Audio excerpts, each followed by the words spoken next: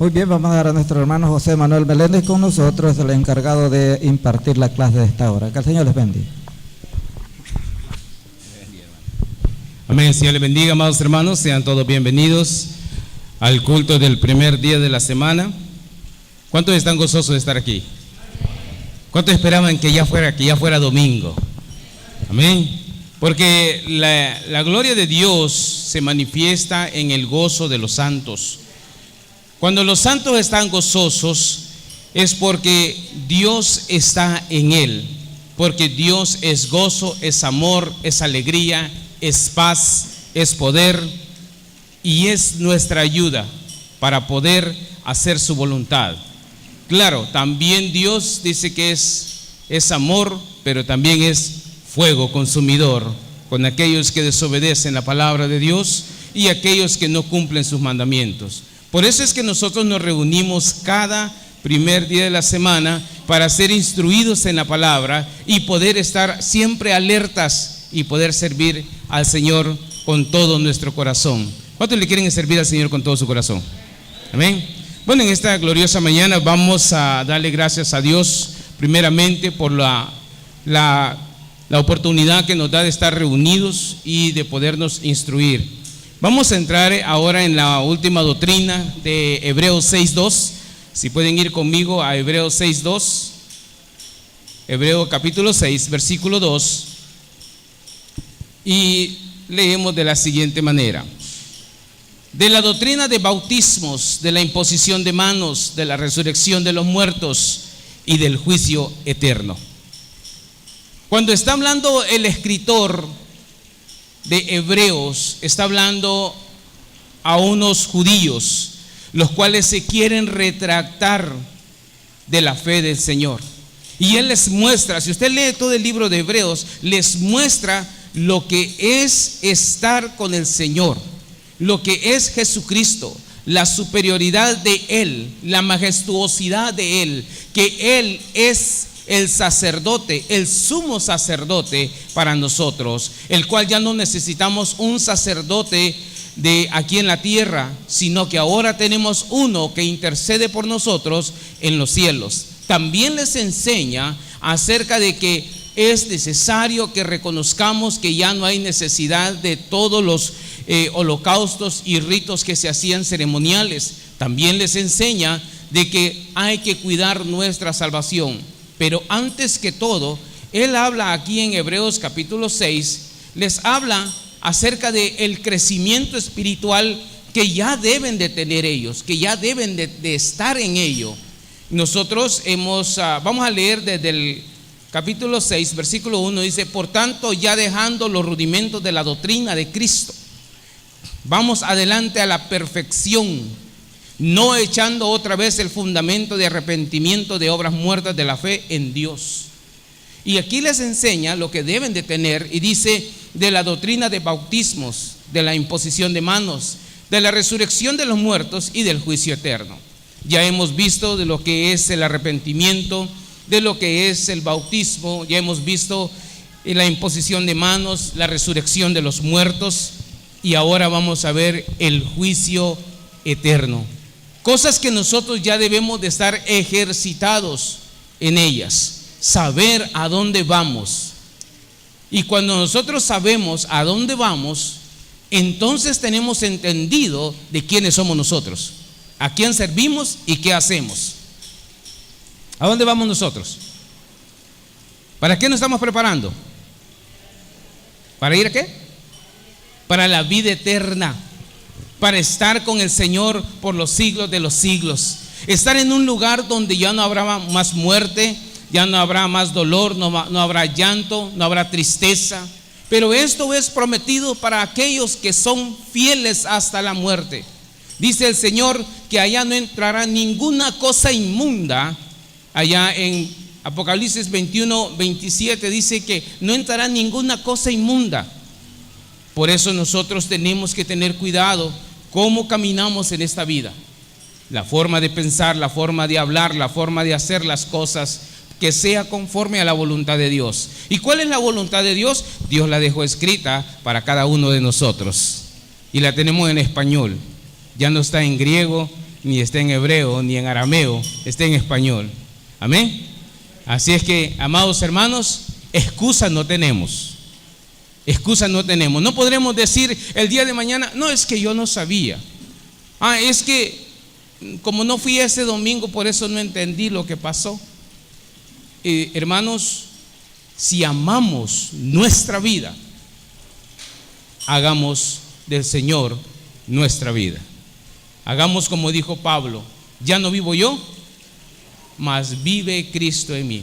Bueno, entonces ya que hemos pasado a esto, dice, vamos a ver el juicio eterno, según lo miraban los judíos, los hebreos, vamos a decir, o los israelitas. Por lo general, la Biblia habla de juicio y dice, y se da por sentado que el juez es Dios. El juicio de Dios es, desde luego, infalible, o sea, no falla, no puede fallar. Él juzga al mundo en dos dimensiones, la histórica y la escatológica. En otras palabras, juzga al futuro y al pasado. Así es que usted va a ser juzgado por todas las cosas que usted hizo. Lo que estuvo hecho en su vida, lo que usted haya hecho mediante estaba usted en la carne, mientras que usted estaba vivo, usted será juzgado por todas esas cosas. Desde ya le digo y desde luego le digo, preparemos nuestra alma. Hagamos un recuento de lo que hemos hecho. Hagamos un recuento de lo que ha pasado. Hagamos un recuento de nuestra vida. Y veamos si en verdad le hemos servido al Señor o solamente hemos venido a la iglesia para un conocimiento. El conocimiento no salva, sino lo que salva es poner en práctica lo que se sabe. Dice también, especialmente en el Antiguo Testamento, hay varias referencias al juicio de Dios sobre la humanidad en ciertas situaciones históricas. A veces Dios juzga a individuos como a Adán y a Eva en capítulo 3 de Génesis, cuando ellos pecaron contra Dios por desobedecer. Y recordemos algo, el primer pecado que fue elaborado por los hombres fue la desobediencia, tanto de la mujer como del hombre, y como del hombre y de la mujer. No obedecer a Dios es cosa horrenda. Es mejor no haber nacido. ¿Por qué? Porque si nace para obedecer, pero si desobedece, quedará en donde Dios dice, y es el castigo eterno. ¿Cuántos quieren ir al castigo eterno? Por eso estamos aquí, porque queremos salvarnos del día de la ira. El día de la ira está puesto. Dice también, y también trajo juicio sobre dos personas, Ananías y Zafira. ¿Qué pasó con ellos?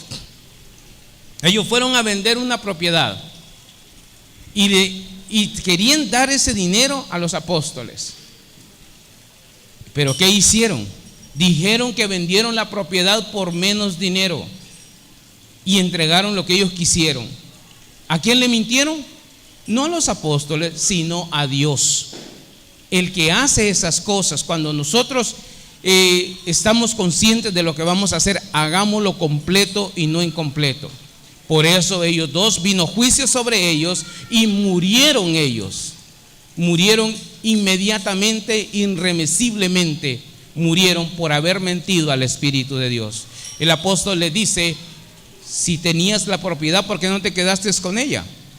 Sino que hicieron esto para mentir al Espíritu Santo. Esas son cosas que debemos de ponernos a pensar en nuestra vida. Son ejemplos para que nosotros no hagamos lo mismo también. Dice también, pero asimismo juzga a todas las naciones, sobre todo a Israel y a todo su alrededor, que es el mundo entero. Pero miramos en Dios algo que cuando Él trae juicio, es juicio terminable, el fin de todas las cosas. Y esto es lo que los hebreos, lo que los judíos, los israelitas conocían. Y de esto es lo que le está hablando el escritor de Hebreos a los judíos, que comprendan ellos lo que es el juicio eterno, que ya tienen que saber, que por eso no se tienen que retractar. Fíjese allá en Génesis 6:7, lo que sucedió en Génesis 6:7. Dice Dios, Si leemos desde el 5, podemos ver algo bien peculiar que el Señor dice ahí en Génesis 6, 5 al 7. Oiga bien lo que dice: y vio Jehová que la maldad de los hombres era mucha en la tierra, y que todo designio de los pensamientos del corazón de ellos era de continuo solamente el mal. Oiga bien, cuando él vio entre los hombres, no miró las obras de los hombres, sino que miró el corazón de ellos. Jesucristo dice que del corazón salen todos los malos pensamientos y buenos pensamientos. Del corazón mana todo lo que nosotros somos. Y lo que nosotros somos, no delante de los hombres, porque delante de los hombres nosotros podemos quedar bien. Yo puedo quedar bien con todos ustedes, pero delante de Dios puedo estar mal. Puedo predicar muy bonito, ay, es agradable oírlo, pero delante de Dios puedo estar mal.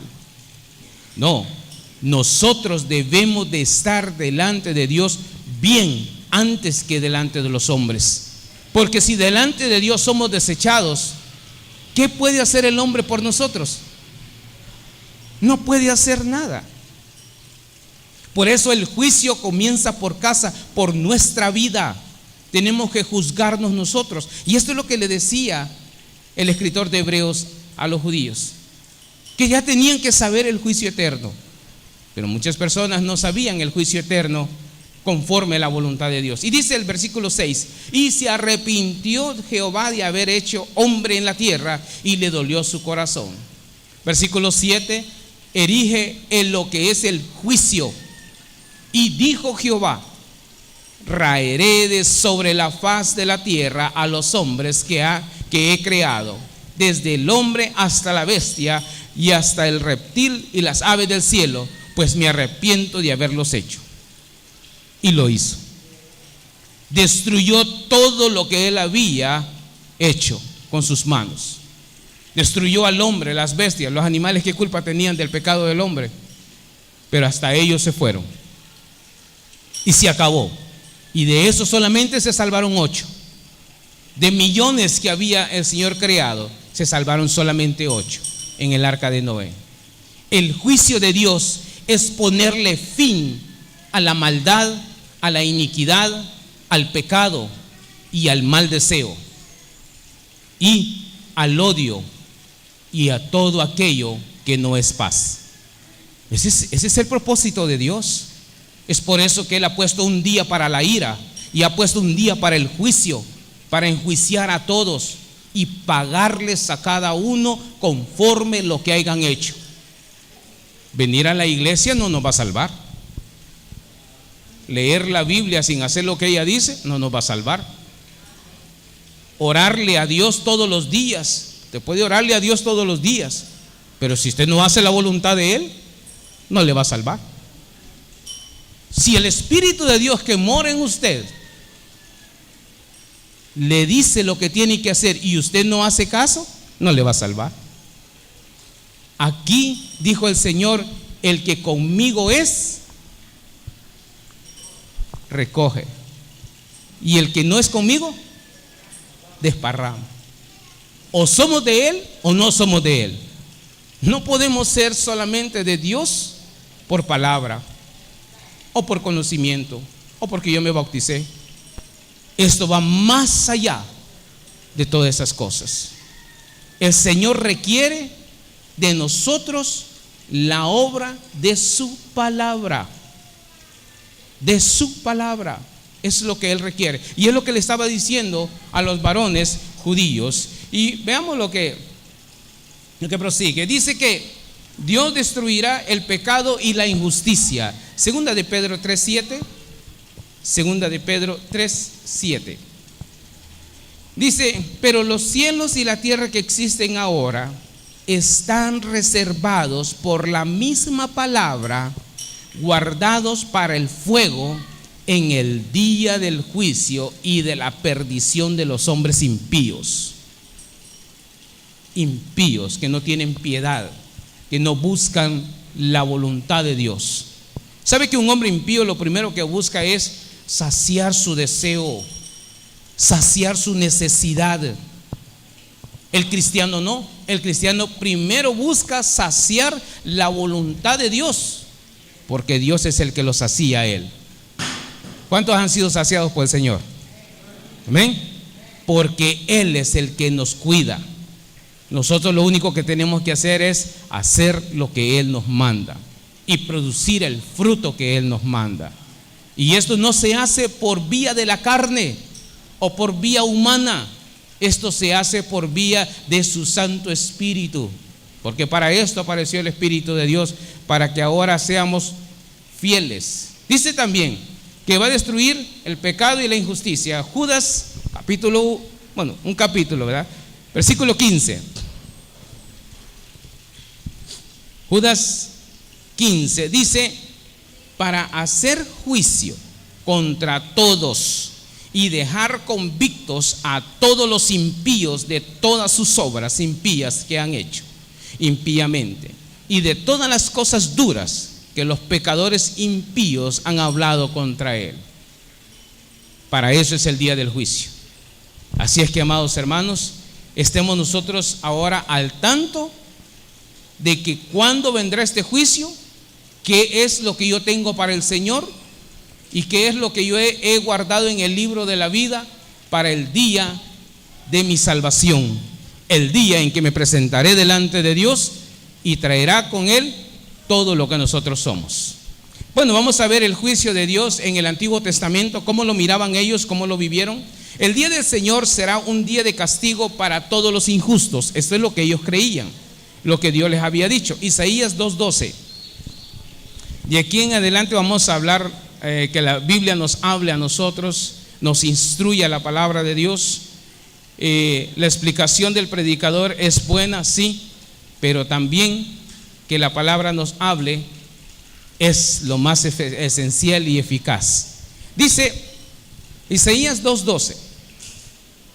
Estamos hablando del día del Señor, será un día de castigo para todos los injustos. Esto es lo que creían los judíos, los israelitas. Dice: porque día de Jehová de los ejércitos vendrá sobre todo soberbio y altivo, sobre todo enaltecido, y será abatido.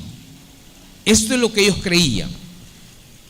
Vamos allá a Abdías 1:15. Abdías 1:15, libros que casi no miramos, pero dice, ¿estamos todos ahí? Está después de Génesis y antes de Apocalipsis. Abdías 1:15 dice: porque cercano está el día de Jehová sobre todas las naciones, como tú hiciste, se hará contigo, tu recompensa volverá sobre tu cabeza. Quiere decir que Dios ya les había hablado a ellos. Ellos conocían el juicio eterno de Dios, conocían lo que habría de venir sobre ellos. Dice también Amós capítulo 5 versículo 18. Amós 5:18. Estamos viendo el juicio de Dios en el Antiguo Testamento. Dice: ay de los que desean el día de Jehová. ¿Para qué queréis este día de Jehová? Será de tinieblas y no de luz. El día del juicio de Dios será de tinieblas para aquellos que viven en las tinieblas. Muchos viven en las tinieblas. ¿Por qué viven en las tinieblas? Porque jamás se han arrepentido, jamás han dado un paso para obedecer la palabra de Dios. Tinieblas es su vida, tiniebla es su corazón. Hagamos pues nosotros, los hijos de Dios, hagamos las obras de la luz, para que no seamos hijos de tinieblas, ni que las tinieblas nos avancen a nosotros. Hagamos esa voluntad, porque bienaventurado será aquel que haya oído la palabra y haya entendido lo que Dios quiso que se hiciese sobre esta tierra. Salmos capítulo 1 versículo 5. Estamos hablando del juicio, que será castigo para todos los injustos. Por tanto, no se levantarán los malos en el juicio, ni los pecadores en la congregación de los justos. Así es que ellos conocían que había un día específico para destruir a todo el que hacía maldad e iniquidad. Ellos conocían esto. No eran ellos ignorantes a estas cosas. Dice, el propósito del castigo es la purificación. Purificar al pueblo de Dios. Quiero que ustedes vean un preámbulo. Cuando Dios comenzó su pueblo, lo comenzó allá en Egipto. Ahí lo empezó a germinar. Ahí lo empezó a levantar. Entraron a Egipto, entraron 70 personas de hijos de los patriarcas. 70 personas. Y de Egipto salieron millones. Y cuando el Señor saca de ahí a la gente, los empieza a purificar. Y cuando van por el desierto por 40 años, todos los que salieron de Egipto murieron, a excepción de Josué y Caleb. A excepción de ellos. Empezó a purificar, a depurar todo lo que los hombres habían hecho, porque Dios no estaba de acuerdo con sus pensamientos. Imagínense que a medio camino empezaron a anhelar las cosas de Egipto, a anhelar las ollas de carne, a anhelar todo lo que ellos tenían allá, cuando se sentaban en el río, cuando ellos, cierto que tenían presión, dice, pero que no tenían solamente este pan seco. Renegaron de la palabra de Dios, renegaron del pan que Dios da, del maná, y por eso quedaron en el desierto. Dios sacó lo que no servía, y de esa generación sacó una generación que conociera su palabra, sus preceptos y sus mandamientos y su pacto. De allí entraron a la tierra prometida. Cuando entraron a la tierra prometida, años después, miles de años después, el reino se convierte en un reino, y por ser el reino tan inicuo como era, Dios dividió el reino y dejó 10 tribus al norte y 2 tribus al sur. Quitó 10 tribus y los cortó. Después de eso, solamente quedaron ahora lo que nosotros conocemos como judíos. Después de eso pasaron 400 años de silencio, donde no hubo palabra de Dios. Y cuando viene el Cristo, nuestro Señor, el Salvador del mundo, viene, empieza a depurar también a los judíos, y los deja a ellos ciegos, sordos y entenebrecidos. Y los que creyeron fueron un poquito, un remanente. Fueron un poquito. Volvió a depurar el Señor a lo que no le servía a él. Hoy en día, la palabra de Dios se ha infundido por todos lados.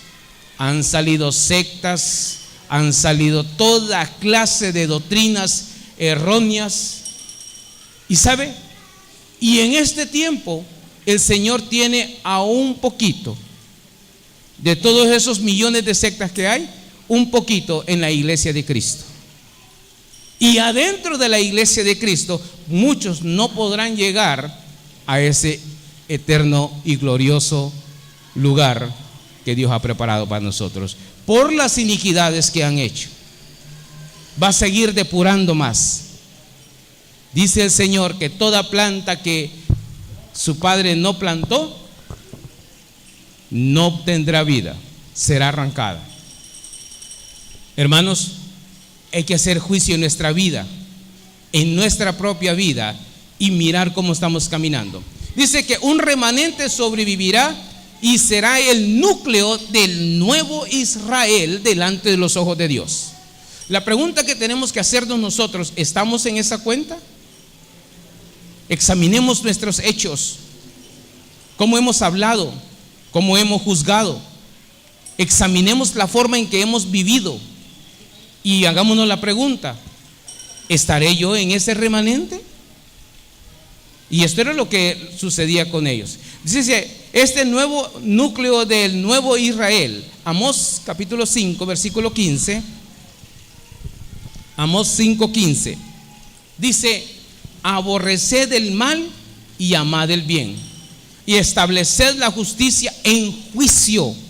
Quizá Jehová, Dios de los ejércitos, tendrá piedad del remanente de José.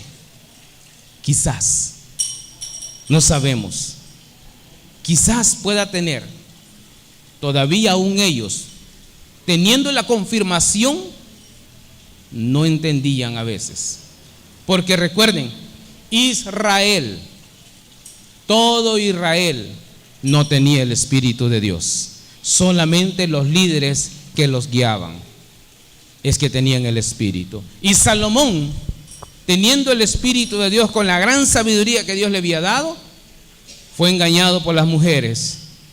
¿A quién se le ocurre tener 1000 mujeres para su uso personal? Devastó la ira de Dios y por culpa de él se rompió el reino. Pero eso tenía que ser así, ¿verdad? Dice así, el remanente, lo que le habla al remanente de que va a quedar. Salmos 25:9. Encaminará a los humildes por el juicio y enseñará a los mansos su carrera. Oiga bien, la palabra nos enseña y nos dice cómo serán las cosas. Esto era para los judíos.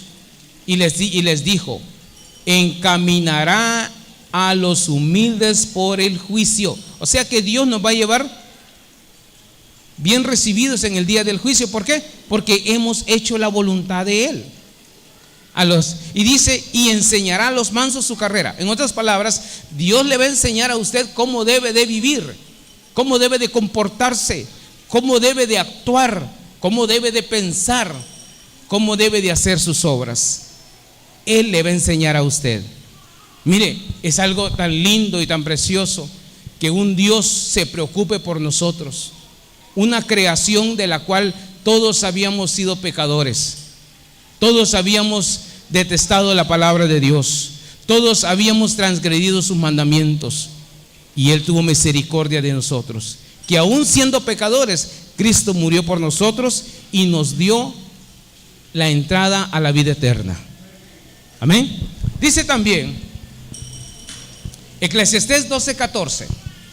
Está hablando con el remanente, lo que ellos conocían acerca de lo que era el juicio. Dice: porque Dios traerá toda obra a juicio, juntamente con toda cosa encubierta, sea buena o sea mala. Fíjese bien.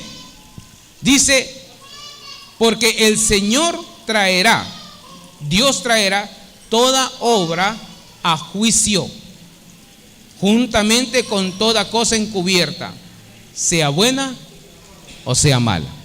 O sea que todo lo que usted haya hecho en su vida, todo lo que los judíos hicieron, sea bueno o sea malo, ahí va a ser juzgado delante de Dios.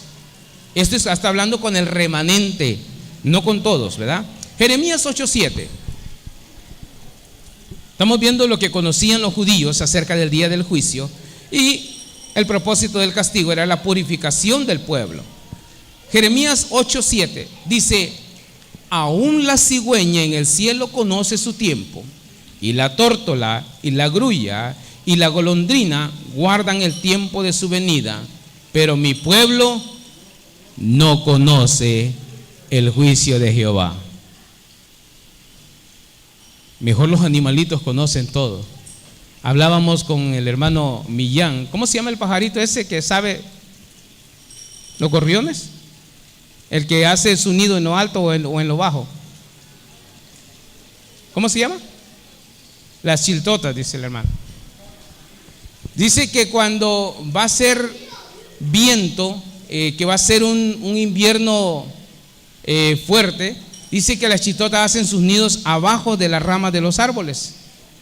Y cuando va a ser pacífico, lo hacen arriba de los árboles. Pero ellos lo hacen antes que venga el invierno. ¿Cómo saben ellos? ¿Quién les dice a ellos?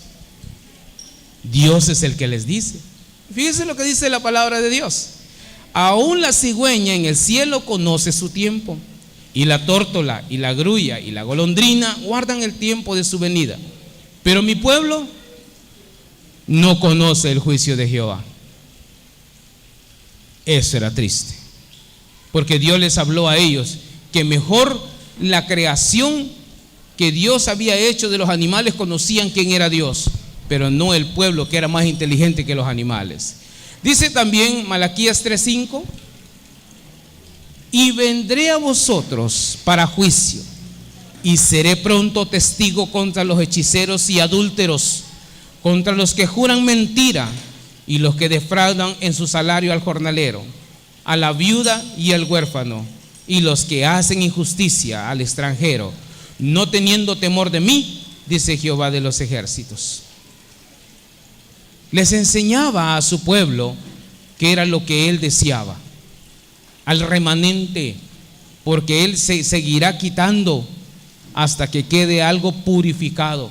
El castigo es para purificar el remanente de Dios. Dice así, sobre lo que era el juicio en el Antiguo Testamento, también dice que los profetas posteriormente expresaron la esperanza de una victoria final del juez divino, que es Dios, y su intervención en la historia al fin de los tiempos. Él dice que el Señor les dio palabra a ellos para que les diera al pueblo.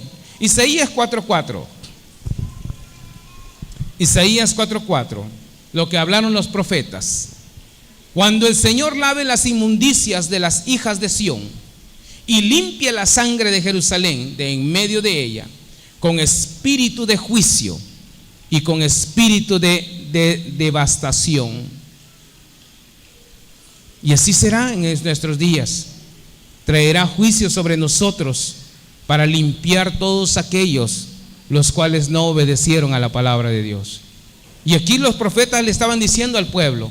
Entonces los judíos tenían que conocer esta palabra. Isaías 9:7: lo dilatado de su imperio y la paz no tendrán límite, pues sobre el trono de David y sobre su reino, disponiéndolo y confirmándolo en juicio y en justicia, desde ahora y para siempre, el celo de Jehová de los ejércitos hará esto. Jesucristo apareció para dos cosas. Una, para traer el juicio sobre el mundo y para traer el juicio sobre su pueblo. A los suyos vino y los suyos no le recibieron, porque era necesario que así fuera. Y nosotros somos salvos también por parte de esa parte. Y Jesucristo dice: lo dilatado de su imperio y la paz no tendrá límite sobre el trono de David y sobre su reino, disponiéndolo y confirmándolo en juicio y en justicia. Les habló que Jesucristo venía a traer juicio y a traer justicia sobre todas las cosas. Dice así también Jeremías 23:5: he aquí, vienen días, dice Jehová, en que levantaré a David renuevo justo, y reinará como rey, el cual será dichoso y hará juicio y justicia en la tierra. Ese era el clímax de ellos. Eso era lo que ellos esperaban, que todo eso se terminara, toda la opresión, que se acabara todo lo que era cautiverio en lo que ellos estaban viviendo. Ellos querían que eso terminara, que se absolventara todo eso. Y por esto mismo Dios les manda ahora al Mesías, el cual es el Hijo de Dios, y no solamente el Hijo de Dios, sino que es aquel que tiene el poder en su mano para traer con él a los suyos. ¿Cuántos estamos preparados para ese día? ¿Amén? ¿Cuántos estamos preparados para darle la honra y la gloria a Dios frente a frente, cara a cara? ¿Cuántos están preocupados de llegar al juicio eterno? ¿Cuántos están preocupados? Confisquémonos nosotros mismos y miremos lo que tenemos en nuestro corazón. Dice también allá en Sofonías capítulo 2 versículo 3: Sofonías, los profetas están hablando. Dice: buscad a Jehová, todos los humildes de la tierra, los que pusisteis por obra su juicio. Buscad justicia, buscad mansedumbre, quizás seréis guardados en el día del enojo de Jehová. La recomendación de los profetas era: buscad a Jehová todos los humildes de la tierra. Pero ¿qué pasa con los altivos? ¿Qué pasa con todos los que son soberbios? ¿Podrán buscar ellos a Dios? El altivo sabe qué dice: no, si yo sé lo que yo estoy haciendo, a mí no me pueden decir lo que yo puedo hacer. El soberbio dice: yo sé todas las cosas, ya las estudié. Cuidado con esas expresiones, pueden traer juicio a nuestra vida. Las palabras de Dios es para darnos a nosotros el entendimiento y el conocimiento de la paz que Dios tiene para cada uno de nosotros. No busquemos lo que no debemos, busquemos lo que nos han dicho, la palabra de nuestro Dios. Busquemos lo que dice el Señor. Quiero que vayamos a Marcos capítulo 7 y vamos a ver una pequeña lista de lo que el Señor dice en Marcos capítulo 7, y vamos a darnos cuenta lo que sucede con nuestras palabras, que es lo más importante en nuestra vida. Dice así, Marcos capítulo 7, versículo 16. Vamos a empezar del 15. Dice de la siguiente manera: y nada hay fuera del hombre que entre en él, que le pueda contaminar. Pero lo que sale de él, eso es lo que contamina al hombre. Si alguno tiene oídos para oír, oiga. Cuando se alejó de la multitud y entró en casa, le preguntaron sus discípulos sobre la parábola. Él les dijo: ¿también vosotros estáis así, sin entendimiento? ¿No entendéis que todo lo de afuera que entra en el hombre no le puede contaminar? Lo que podamos comer, lo que podamos poner en nuestra boca, no nos puede quitar la salvación, ni nos puede quitar la bendición de Dios. Dice, versículo 19: porque no entren en su corazón, sino en el vientre y sale a la letrina.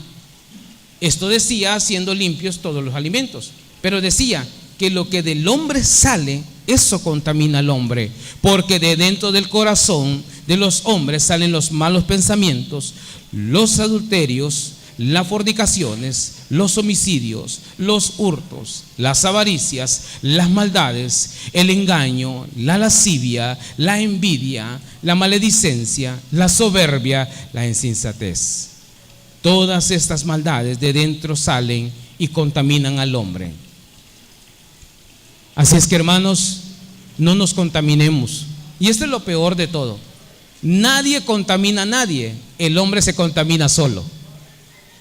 Eso es lo que debemos de ver y de tener una especulación en nuestra vida de cómo estamos viviendo esta voluntad de Dios. ¿Hay alguna pregunta